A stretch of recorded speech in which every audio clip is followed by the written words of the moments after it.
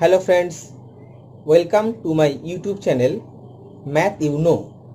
আজকের ক্লাসে আমরা আলোচনা করব মডেল অ্যাক্টিভিটি টাস্ক 3 ক্লাস 10-এর। তোমরা দেখো মডেল অ্যাক্টিভিটি টাস্ক 3-এর কোয়েশ্চেনটা সামনে রাখাই আছে, ভালো করে দেখে নাও। 4টে মাত্র কোয়েশ্চেন আছে, এই কোয়েশ্চেনগুলো আজকে আমরা সলভ করব। প্রথম শুরু করছি 1 নাম্বার কোয়েশ্চেন থেকে। আমরা করছি 1-এর দাগের অঙ্কটা থেকে। দেখো 1-এর দাগের অঙ্কে কি বলেছে। 1-এর দাগের অঙ্কে বলেছে প্রমাণ করো যে বৃত্তস্থ চতুর্ভুজের বিপরীত কোণগুলি পরস্পর সম্পূরক। এটা একটা উপপাদ্যটা আমরা প্রমাণ করছি।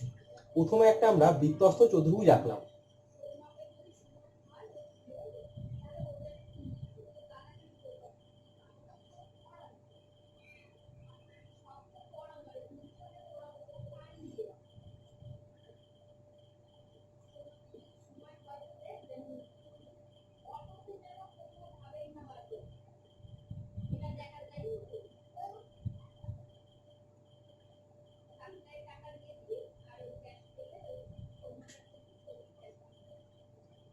এ বি সি ডি, একটা বৃত্তস্থ চতুর্ভুজ যার কেন্দ্র হচ্ছে ও। আমাদের প্রমাণ করতে হবে কি, তাহলে হচ্ছে কি আমাদের বলে দিয়েছে, ধরি এ বি সি ডি একটি বৃত্তস্থ চতুর্ভুজ। এ বি সি ডি একটা বৃত্তস্থ চতুর্ভুজ। প্রমাণ করতে হবে কি প্রামাণ্য। কি প্রমাণ করতে হবে? প্রমাণ করতে হবে 1 নাম্বার কোণ বিএডি প্লাস কোণ BCD equal to 180 degree. 2 number কোণ এবিসি প্লাস কোণ এডিসি ইকুয়াল টু কোণ 180 ডিগ্রি। তাহলে আমরা প্রমাণ করবো কি BAD plus BCD equal to 180 degree সম্পূরক কোণ। এই সম্পূরক কোণটার অর্থ হচ্ছে 180 ডিগ্রি, মানে দুটো কোণের সমষ্টি 180 ডিগ্রি হলে একটা কোণকে আরেকটি কোণের সম্পূরক কোণ বলে। আর কি প্রমাণ করতে হবে? এবিসি কোণ আর এর বিপরীত কোণ কত? এডিসি কোণ। এই দুটো কোণের সমষ্টি প্রমাণ করতে হবে 180 ডিগ্রি। এবার হচ্ছে অঙ্কন। আমরা অঙ্কন করছি। কি অঙ্কন করব? অঙ্কন বিও এবং ওডি যোগ করা হলো। অঙ্কন করছি কত? বিও এবং ওডি যোগ করা হলো। এবার হচ্ছে প্রমাণ। দেখো বিসিডি এই বৃত্তচাপে অবস্থিত, বিসিডি বৃত্তচাপে অবস্থিত কোণ বিওডি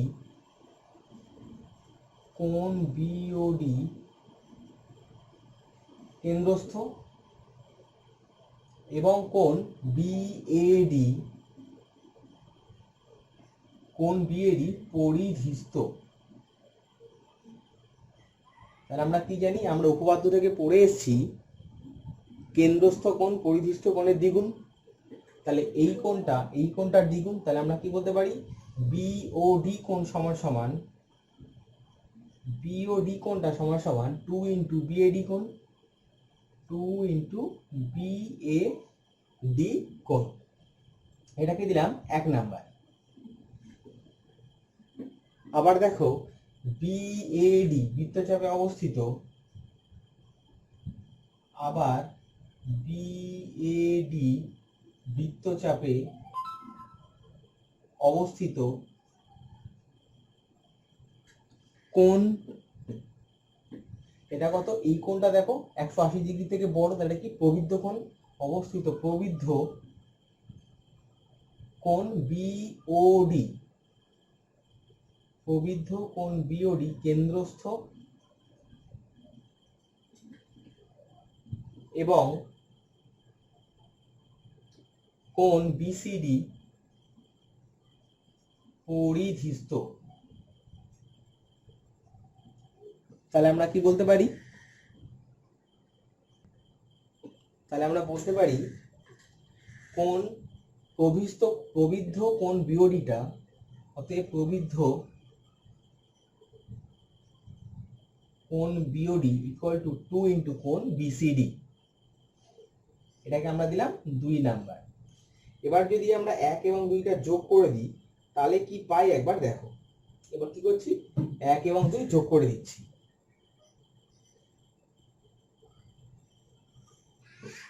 কি করছি, 1 যোগ 2 করে পাই।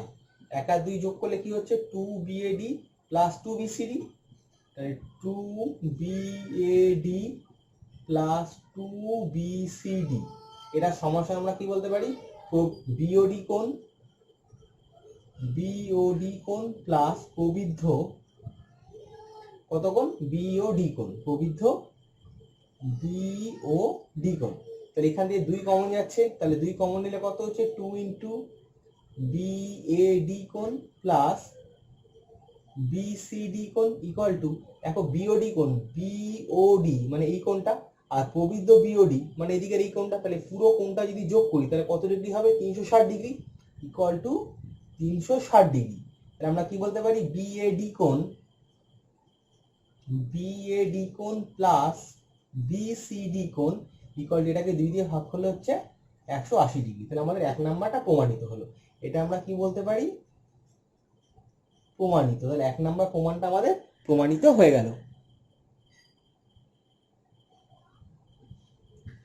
এবার যেহেতু ABCD একটি বৃত্তস্থ চতুর্ভুজ, যে কোনো চতুর্ভুজের 4টি কোণের সমষ্টি 360 ডিগ্রি, তাহলে আমরা কি বলতে পারি, এটা 1 নাম্বার প্রমাণিত হয়ে গেল। এবার যেহেতু এই 4টি কোণের সমষ্টি মানে কোণ BAD প্লাস কোণ ABC প্লাস কোণ BCD প্লাস কোণ ADC, এই সব কটা কোণের সমষ্টি হচ্ছে 360 ডিগ্রি। কারণ কি, কারণ ABCD একটা চতুর্ভুজ, যে কোনো চতুর্ভুজের 4টি কোণের সমষ্টি সমান 360 ডিগ্রি। এখান থেকে BAD প্লাস BCD, দেখো BAD আর BCD এই দুটো সমষ্টি কত, 180 ডিগ্রি আমরা আগেই পেয়েছি। এই কোণটা প্লাস এই কোণটা ইকুয়াল টু 180 ডিগ্রি। তাহলে আমরা কি বলতে পারি, অর কোণ ABC প্লাস কোণ ADC ইকুয়াল টু 360 ডিগ্রি বিয়োগ এটা প্লাস এটা সমান কত, 180 ডিগ্রি। তাহলে বিয়োগ করলে কত হচ্ছে, 180 ডিগ্রি। তাহলে কোণ ABC প্লাস কোণ ADC সমান কত, 180 ডিগ্রি। তাহলে এটাও আমাদের প্রমাণিত। বোঝা গেল কি? দেখো খুব সহজ প্রমাণ, এটা উপপাদ্য বইতেও করে দেওয়া আছে, আমি তবুও তোমাদেরকে একবার ভালো করে করে বুঝিয়ে দিলাম। আশা করি তোমরা বুঝতে পেরেছো। আচ্ছা, এবার আমরা করবো পরের অঙ্কটা। দেখো 2 নম্বর অঙ্কটা কি বলেছে, দুটি বৃত্ত পরস্পরকে সি ও ডি বিন্দুতে ছেদ করেছে। তাহলে প্রথমে দুটো বৃত্ত আঁকা যাক, সলভ। প্রথমে এই একটা বৃত্ত আঁকা গেল,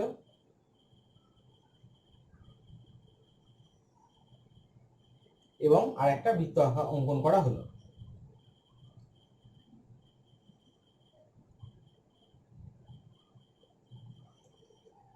এই দুটো বৃত্ত পরস্পরকে সি ও ডি বিন্দুতে ছেদ করেছে। এবার কি বলেছে, ডি ও সি বিন্দুগামী দুটি সরলরেখা একটি বৃত্তকে যথাক্রমে এ ও বি বিন্দুতে, তাহলে এখানে একটা ডি বিন্দুগামী একটা সরলরেখা আঁকা হলো, আর সি বিন্দুগামী একটা সরলরেখা আঁকা হলো, যারা একটি বৃত্তকে এ ও বি বিন্দুতে এবং অপর বৃত্তকে ই ও এফ বিন্দুতে ছেদ করেছে। মনে রাখতে হবে, যেহেতু প্রথম বিন্দুটা এ নিয়েছি, তাহলে এখানে প্রথম বিন্দুটা এর এদিকেরটা ই নিতে হবে। এবার আমাদের কি বলে দিয়েছে, DAB equal to 75 degree. DAB এই কোণটা হচ্ছে, এই কোণটা বলে দিয়েছে আমাদেরকে 75 ডিগ্রি। আমাদের কি বার করতে হবে, DEF এই কোণটা কত ডিগ্রি আমাদেরকে বার করতে হবে। ঠিক আছে, তাহলে আমরা কি করছি, আমরা করছি অঙ্কন। কি অঙ্কন করছি, ডি এবং সি যোগ করা হলো, অথবা সি ডি যোগ করা হলো। কি করলাম, সি কমা ডি যোগ করা হলো। এবার হচ্ছে প্রমাণ। কি করে প্রমাণ করব? দেখো, এ বি সি ডি একটা বৃত্তস্থ চতুর্ভুজ, তাহলে যেহেতু এ বি সি ডি বৃত্তস্থ চতুর্ভুজ, তাহলে আমরা কি বলতে পারি? কোণ বি এ ডি অথবা ডি এ বি, যেটা ইচ্ছা, ডি এ বি কোণ প্লাস বি সি ডি কোণ, এই কোণ দুটোর সমষ্টি কত? 180 ডিগ্রি। কারণ কি? বৃত্তস্থ চতুর্ভুজের বিপরীত কোণগুলোর সম্পূরক আমরা শিখে এসেছি। তাহলে এখানে ডি এ বি কোণ সমান বলেছে 75 ডিগ্রি, তাহলে বি সি ডি এই কোণটা সমান 180 ডিগ্রি মাইনাস 75 ডিগ্রি সমান সমান 105 ডিগ্রি। তাহলে আমরা পেলাম কত? অতএব বি সি ডি কোণ এটা সমান সমান আমরা পেলাম 105 ডিগ্রি। বুঝতে পেরেছো? এবার যেহেতু বি সি ডি কোণ 105 ডিগ্রি, তাহলে আবার যেহেতু বি সি ডি কোণ প্লাস ডিসিএফ কোণ, ডিসিএফ কোণ এই দুটো কোণের সমষ্টি 180 ডিগ্রি। কারণ কি? কারণ এটা একটা সরল কোণ, কারণ বিএফ একটা সরলরেখা, তাহলে এটা একটা সরল কোণ। তাহলে আমরা কি বলতে পারি? BCD plus DCF equal to 180 degree. তার মধ্যে আমরা জানি কত? বিসিডি এই কোণটা সমান 105 ডিগ্রি বেরিয়েছে। তাহলে আমরা কি বলতে পারি? অতএব ডিসিএফ এই কোণটা সমান সমান 180 ডিগ্রি বিয়োগ 105 ডিগ্রি, এই কোণটা সমান 105 ডিগ্রি। তাহলে আমাদের কত বেরোলো? 180 থেকে 105 বিয়োগ করলে, অতএব ডিসিএফ এই কোণটা সমান আমরা কত পেলাম? 75 ডিগ্রি। তাহলে এই দিকের কোণটা আমরা পেয়ে গেলাম 75 ডিগ্রি। এখন এই কোণটা বার করতে হবে। আবার আমাদের কি বলে দিয়েছে? আবার যেহেতু ডিসিএফই কিংবা সিডিইএফ, যেহেতু সিডিইএফ বৃত্তস্থ চতুর্ভুজ, এটা যেহেতু একটা বৃত্তস্থ চতুর্ভুজ, তাহলে কি হবে? বিপরীত কোণগুলো সম্পূরক। তার মানে ডিসিএফ প্লাস ডিইএফ এই দুটো কোণের সমষ্টি কত হবে? 180 ডিগ্রি। और ডিসিএফ তো 75 ডিগ্রি, তাহলে 75 degree plus DEF equal to 180 degree. তাহলে আমরা কি বলতে পারি? ডিইএফ এই কোণটা সমান সমান 180 ডিগ্রি বিয়োগ 75 ডিগ্রি। অতএব ডিইএফ এই কোণটা সমান সমান আমরা কত পেলাম? 105 ডিগ্রি। তাহলে আমাদের বার করতে বলেছিল ডিইএফ কোণটা কত ডিগ্রি? আমাদের ডিইএফ কোণ সমান সমান বেরোলো কত? ডিইএফ কোণ সমান সমান 105 ডিগ্রি। দেখো, এটা একটা প্রয়োগটা করে দিলাম। খুব সহজ প্রয়োগ, কঠিন নয়। আশা করি বুঝতে পেরেছো। একটু ভালো করে দেখে নাও। হয়তো লিখতে গিয়ে আমার আড়ালে হয়ে গেছে, এখন একটু ভালো করে দেখে নাও। এবার আমরা চলে যাচ্ছি পরের প্রমাণে। দেখো কি বলেছে 3 নম্বর প্রশ্নটা। বলেছে একটি গোলকের ব্যাসার্ধের দৈর্ঘ্য 50% বৃদ্ধি করলে বক্রতলের ক্ষেত্রফল শতকরা কত বৃদ্ধি পায়? তাহলে প্রথমে বলেছে গোলকের ব্যাসার্ধের দৈর্ঘ্য 50% বৃদ্ধি করা হয়েছে। তাহলে ব্যাসার্ধের দৈর্ঘ্য প্রথমে আমরা ধরি গোলকের ব্যাসার্ধ সমান সমান আর একক। এখানে কোন একক বলে দেয়নি, সেটা আমাদের ধরতে হবে আর একক। এবার অতএব গোলকের বক্রতলের ক্ষেত্রফল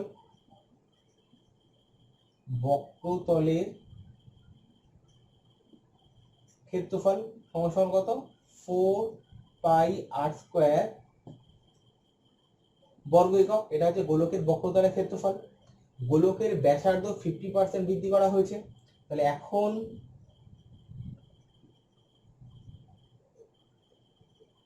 গোলকের ব্যাসার্ধ আগে ছিল কত? ছিল আর, 50% বেড়েছে। তাহলে আর প্লাস আর ইন্টু 50/100 কাটাকুটি করলে কত হচ্ছে? এত একক সমান সমান আর প্লাস আর বাই 2 সমান সমান সি আর বাই 2 একক। তাহলে গোলকের ব্যাসার্ধ এখন কত হয়েছে? সি আর বাই 2 একক। তাহলে অতএব এখন গোলকের ক্ষেত্রফল মানে এক্ষেত্রে বক্রতলের ক্ষেত্রফলই বোঝায়। গোলকের ক্ষেত্রফল সমান সমান কত 4πr² মানে 3r/2 এত বর্গ একক। সমান সমান কত হচ্ছে 4π, এটা হচ্ছে 9r²/4 বর্গ একক। কাটাকুটি করলাম তাহলে কত হচ্ছে 9πr² বর্গ একক, কারণ 4 আর 4 কেটে গেল। তাহলে আগে গোলকের ক্ষেত্রফল কত ছিল? আগে গোলকের ক্ষেত্রফল ছিল 4πr², এখন গোলকের ক্ষেত্রফল কত হলো 9πr²। তাহলে ক্ষেত্রফল তো বৃদ্ধি পেয়েছে না কমেছে? ক্ষেত্রফল বৃদ্ধি পেয়েছে। অতএব ক্ষেত্রফল বৃদ্ধি পেয়েছে,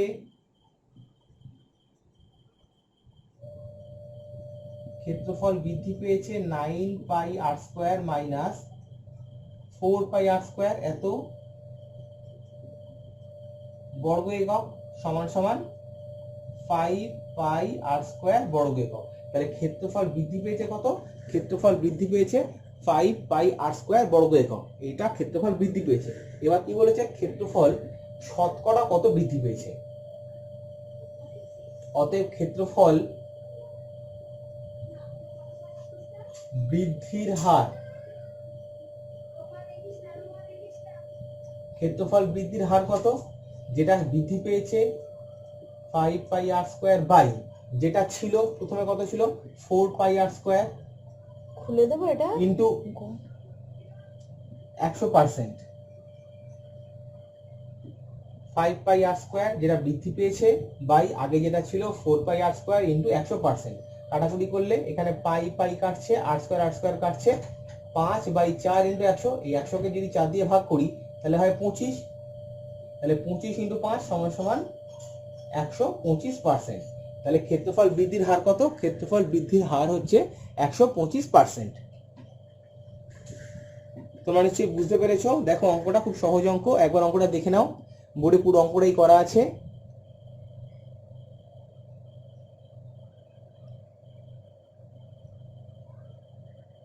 ঠিক আছে, এবার আমরা পরের অঙ্কটায় চলে যাচ্ছি।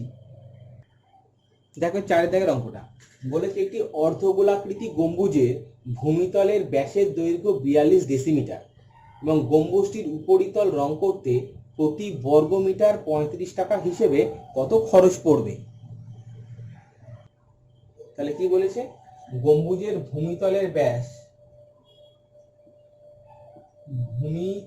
ব্যাস সমান সমান কত 42 ডেসিমিটার। অতএব ভূমিতলের ব্যাসার্ধ কত হবে 42/2 ডেসিমিটার সমান সমান 21 ডেসিমিটার। এটাকে আমরা এবার মিটারে নিয়ে গেলাম, কারণ এখানে প্রতি বর্গ মিটার দিয়েছে। ডেসিমিটার থেকে মিটার যেতে গেলে কি করতে হয় 10 দিয়ে ভাগ করতে হয়, সমান সমান 2.1 মিটার। তাহলে আমরা পেয়ে গেলাম কত? ভূমিতলের ব্যাসার্ধ হচ্ছে 2.1 মিটার। এবার আমাদের বার করতে হবে অর্ধগোলাকৃতি গম্বুজের উপরিতলের ক্ষেত্রফল। যেহেতু অর্ধগোলাকৃতি তাহলে গম্বুজটা ঠিক এরকম দেখতে হবে, বাটির মতো। আর এটা তো ভূমি, তাহলে এই দিকটা রং করতে হবে না, শুধু এই দিকটা রং করতে হবে। তাহলে অতএব অর্ধগোলাকৃতি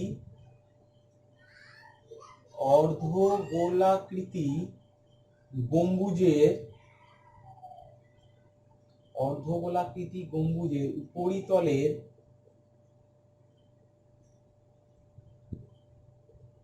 ক্ষেত্রফল। তাহলে গম্বুজের উপরিতলের ক্ষেত্রফল কত হবে? পুরো ক্ষেত্রফল হচ্ছে 4πr², 4π 2.1 হোল স্কয়ার বাই 2 এত বর্গমিটার সমান সমান 2π 2.1 হোল স্কয়ার। 2.1 হোল স্কয়ার মানে 4.41 ইন্টু 4.41 বর্গমিটার। এখন ক্ষেত্রফল কত বেরোলো 2π ইন্টু 4.41 বর্গমিটার। বলে যে প্রতি বর্গমিটার হচ্ছে এত বেরিয়ে গেল। তাহলে এবার কি বলেছে? প্রতি বর্গমিটার এত টাকা হিসেবে কত খরচ পড়ে। অতএব প্রতি বর্গমিটার 35 টাকা হিসেবে মোট খরচ মোট ক্ষেত্রফল কত বেরিয়েছে, এটা হচ্ছে মোট ক্ষেত্রফল। আর 1 বর্গ মিটারে খরচ হয় 35 টাকা, তাহলে এত বর্গ মিটারে কত খরচ হবে, এটা ইন্টু 1 বর্গ মিটারের খরচ সমান সমান 35 ইন্টু 2 পাই ইন্টু 4.41 টাকা। আমরা গুণ করি, এটা হচ্ছে 35 ইন্টু 2 ইন্টু পাই মানে কত 22/7 ইন্টু 4.41 টাকা। এবার যেটা কাটাকুটি করি, 7 আর 35 কাটাকুটি হলে 5, তাহলে কত হচ্ছে 5 ইন্টু 2 10, 10 ইন্টু 22 মানে 220, 220 ইন্টু 4.41 মানে 220 ইন্টু 4.41 টাকা। এবার 220 কে 4.41 দিয়ে গুণ করলে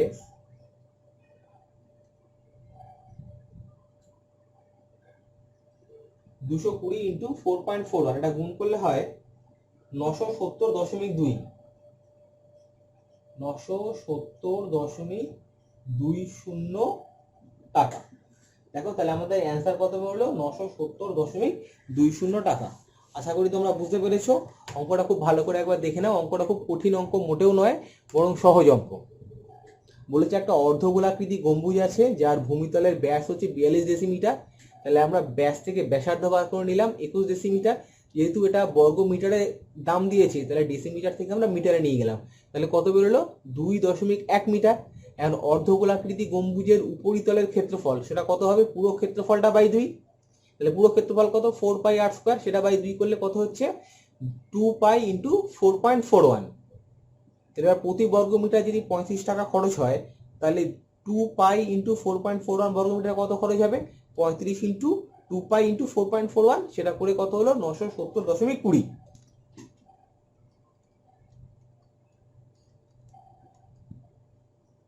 তাহলে আমাদের হয়ে গেল মডেল অ্যাক্টিভিটি টাস্ক 3 সবকটা অঙ্ক। তোমরা অঙ্কগুলো ভালো করে দেখে নাও, খাতায় করে রাখবে। যদি কোনো রকম সমস্যা হয় আমাকে নিশ্চয়ই জানাবে। আজকের মতো ক্লাস এখানেই শেষ হলো।